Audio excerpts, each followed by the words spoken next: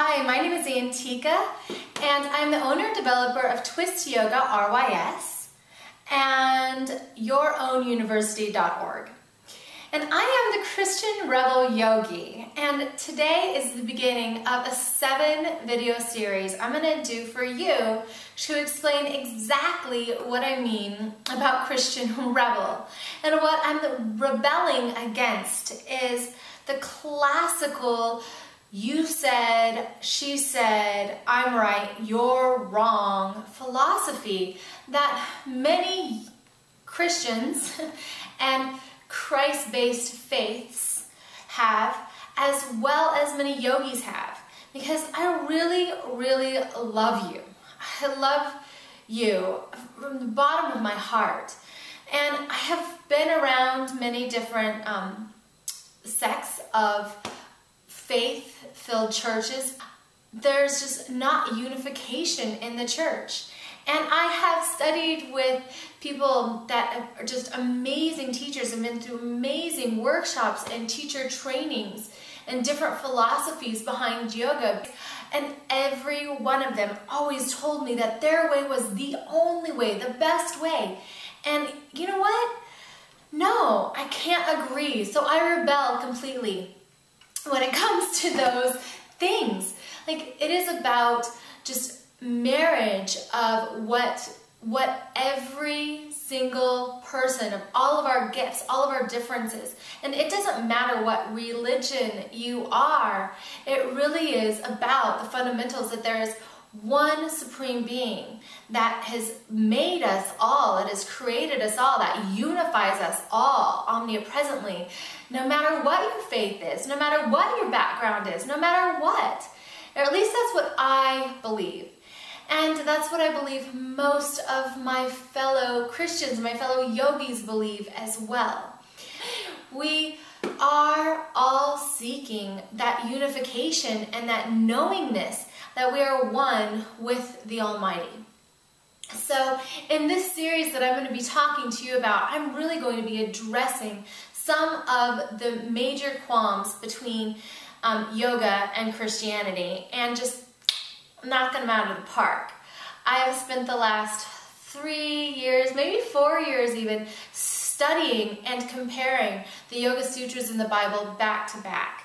And that comparison, although it's not like the best in writing, it hasn't been edited or anything yet, but it is at twistyoga.com, and it's my blog, and you can check out the first book, actually the second book of the Yoga Sutras in the Bible comparison. See, I am going to be typing more in there for you to know about book 1, which I have completed, I just haven't typed up yet.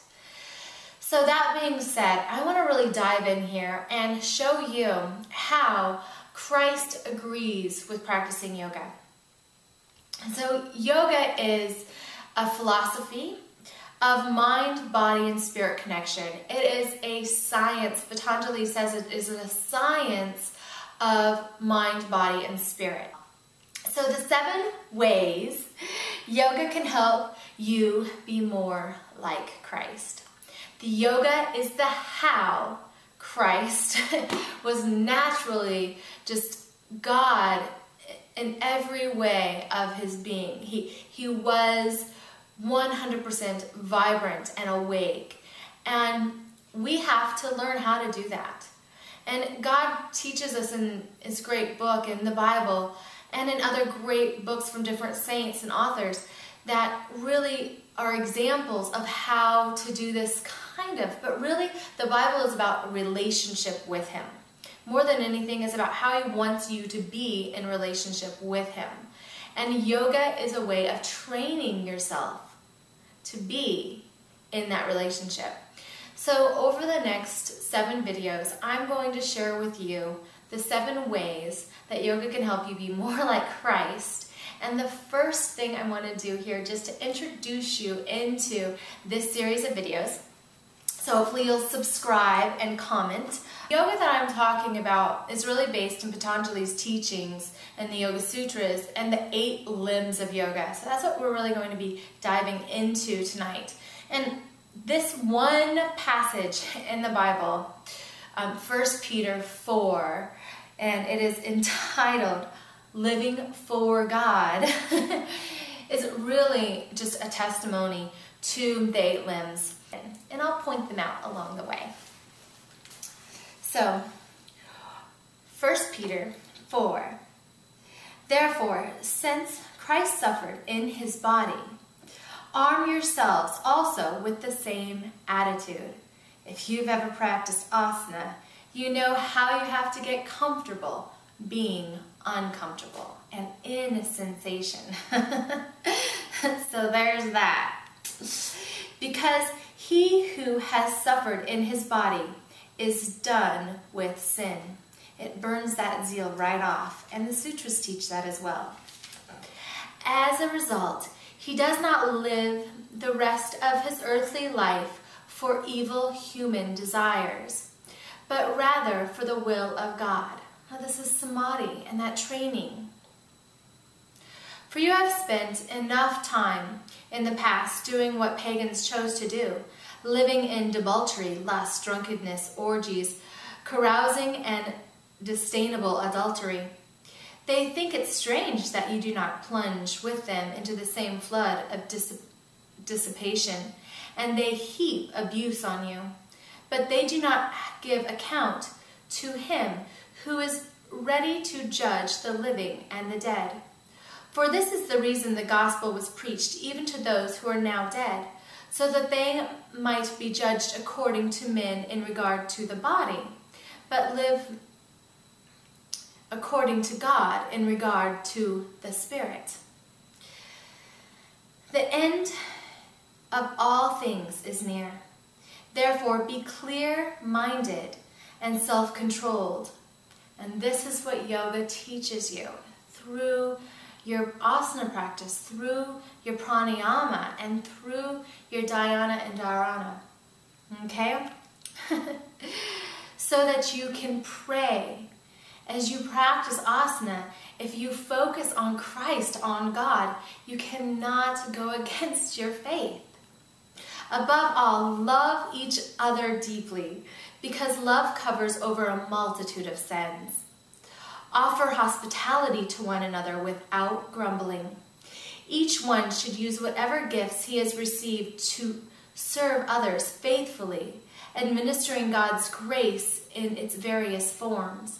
We're all seated, and yoga helps you tap into and know your body and your emotions and your spirit enough to really dive deep into that.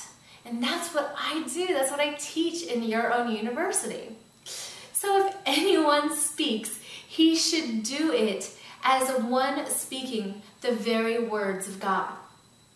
If anyone serves, he should do it with the strength God provides, so that in all things God may be praised through Jesus Christ. To him be the glory and the power forever and ever. Amen. Jesus Christ is God, of God. And he proclaims it all the time. But he also refers to God as that which is shared, that is with all of us. We are all the sons. We are all the daughters. We are all that essence of God.